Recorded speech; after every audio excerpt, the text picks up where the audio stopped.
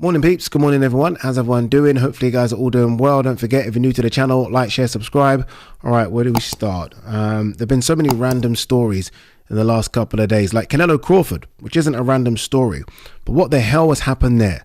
The fight was on Tuesday, according to Ring Magazine. Tuesday, 2 days ago. The fight is now off on Thursday. Now, what has happened in those 2 days? To be a fly on the wall when conversations are going back and forth between Canelo and Turkey and Crawford, and Turkey and Eddie Reynoso, and whoever else is involved.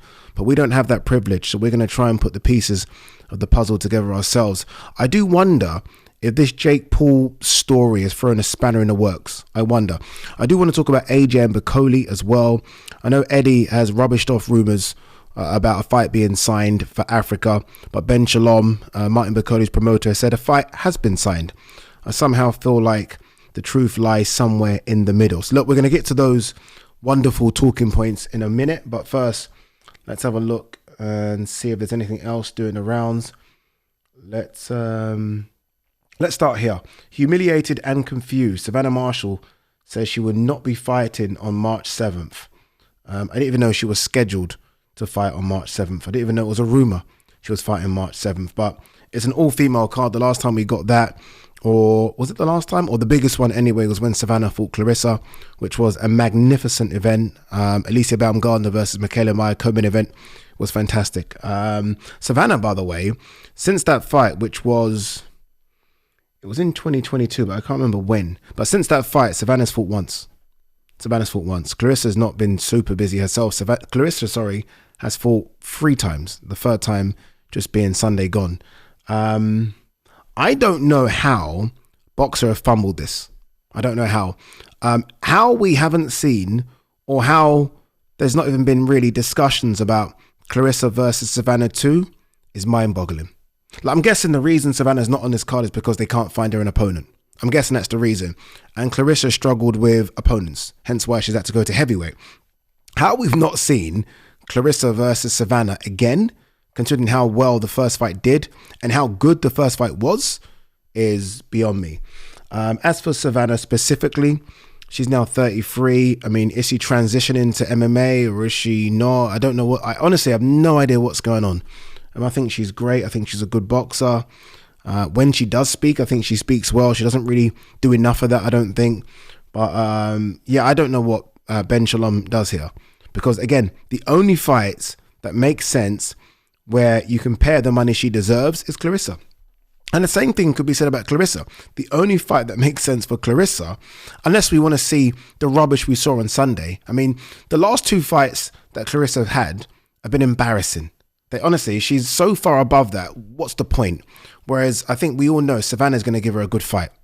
Savannah's probably given her the best fight that we've ever seen Clarissa in, I think. And look, if it's a case of Savannah has to go to America, go to fucking America. I mean, because your career right now is just hit the pause button. And as I said, she's had 1 fight since she fought Clarissa. 1 fight.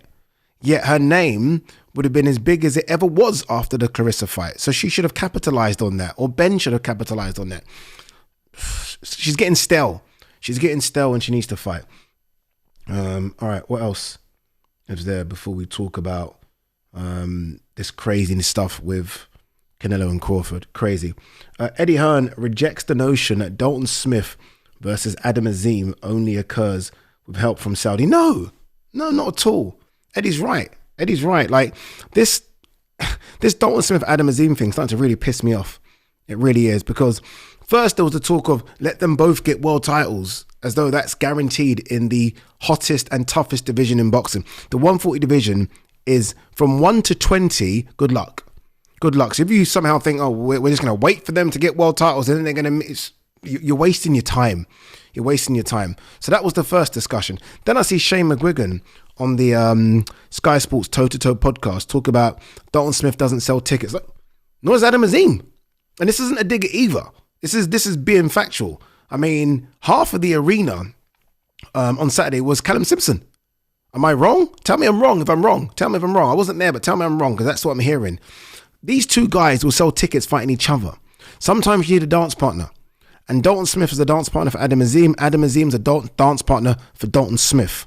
Like a loss for either man doesn't derail their career. I keep referring back to the James DeGale, George Groves thing, where the heat was so big you just had to do the fight.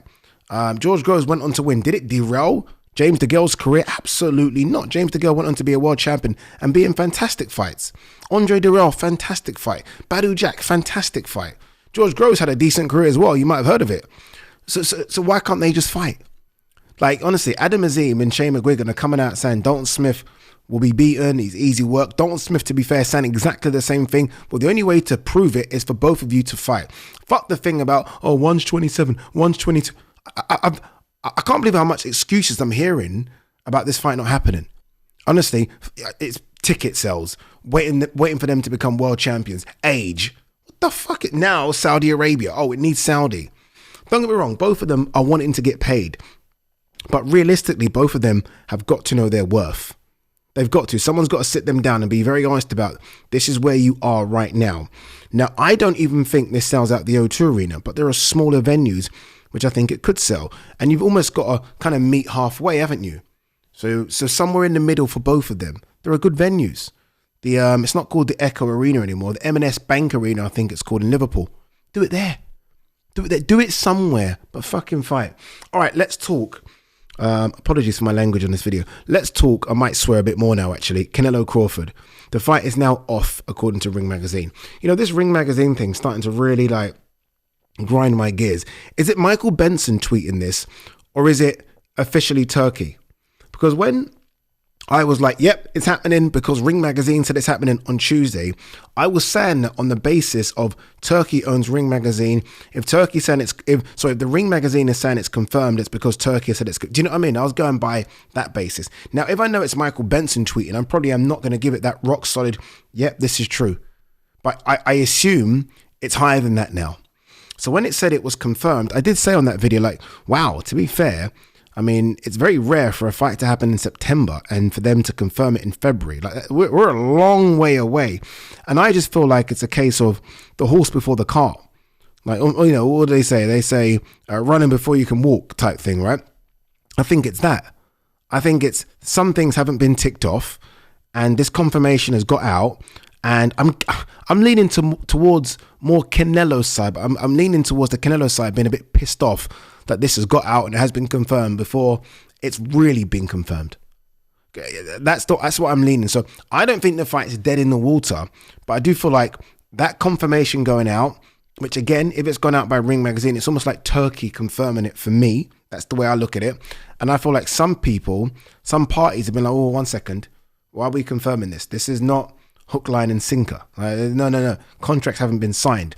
Maybe verbally we said, okay, yeah, let's do this. But I think we've almost jumped before we can swim. I'm using so many different analogies here. That's what I think. They went as far as even saying the date, September 13th. They went further than that by saying the stadium, the Allegiant Stadium, where the Raiders play their games. So they've literally confirmed everything, maybe before everything's been ticked off. And you can't do that if you're in a business with Canelo.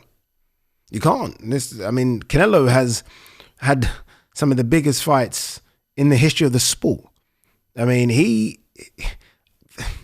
you remember the sit-down interview where Canelo did a sit-down with Sway in the morning? I don't know if you guys know Sway. He's a big sort of celebrity he's a bit more than the hip-hop world. He's more than the music world. And he did a sit-down with Canelo. Pretty good interview. I love when Canelo speaks English as well. But Canelo's basically saying, I think he said something along the lines of, I make 80% of my fights. Like even from the guy selling the fucking popcorn. And what I'm trying to get at is, if everything has not been ticked off with Canelo, you ain't confirming shit. You ain't confirming shit. I don't care who you are. You ain't confirming nothing. Like Canelo is going to want every single thing to be ticked off before confirmation has been sent out. And I just wonder if people in the background have maybe jumped the gun a little bit. That's what I'm thinking. Do I think the fight still happens? Yeah. Like gun to the head, I'm going to say the fight still happens. But I do wonder if it is a case of, another analogy coming, the cart before the horse. Yeah. Jumping before you can swim. Running before you walk. That's what I like to think. That's what I'm going with. Because again, this is the fight of the year. Like how can it be on Tuesday, off on Thursday? What the hell? So I'm just trying to say, wires have been crossed. Another analogy. All right. Eddie Hearn on this Boli thing. Anthony Joshua versus Tyson Fury could be made quickly, says Eddie Hearn, but Boli and Wilder not on AJ agenda. Don't believe that. Don't believe that at all. They are most certainly on AJ agenda. And Boli's doing something wrong here and something right. The something right is he's putting himself in position. If AJ doesn't get the Fury fight, he wants to be the next man up. So right now, if you are speaking sort of to boxing people, if they say AJ isn't fighting Fury, I think most people say, okay, I want to see AJ Boli. So Boli's done a really good job of self-marketing and putting himself in a position. My thing I don't like is what Boli's doing is somewhat overlooking, I think, the task in front of him. I've seen so many boxers do this and slip on that banana skin. I've seen so many boxers do it. I remember when Victor Ortiz was supposed to fight Canelo, and he was already talking all the Canelo stuff, and he had to fight Josecito Lopez. And I think Lopez broke his jaw. And I remember Canelo being ringside, just shaking his head like, oh, that's gone now. So be careful. Be careful. Wilder was doing it before the Parker fight. And every interview I did with Wilder, I sat with Wilder a few times. He spoke about AJ. Spoke about AJ. Turkey spoke about AJ. All of a sudden, Parker went, no, I don't think so. So if I'm Boli and I'm his team, enough. You've put it out there. Ben Shalom's put it out. Let Ben keep talking. Let Billy Nelson even keep talking. But you, Boli, focus on F.A. Jagba. F.A. Jagba can hit. He's a big punching heavyweight. Just be careful. Stop talking AJ when you have a task in front of you. Okay, I do think there is some truth in what Ben Shalom has said.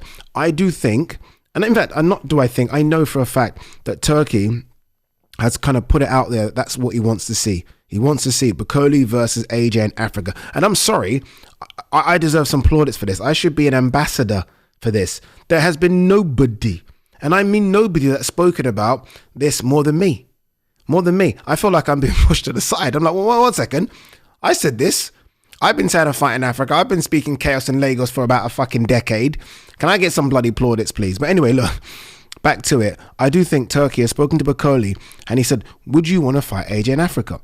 If you would, I mean, this is the number. What are you thinking? Boli's like, yeah, cool. So I do think, yes, it hasn't been signed.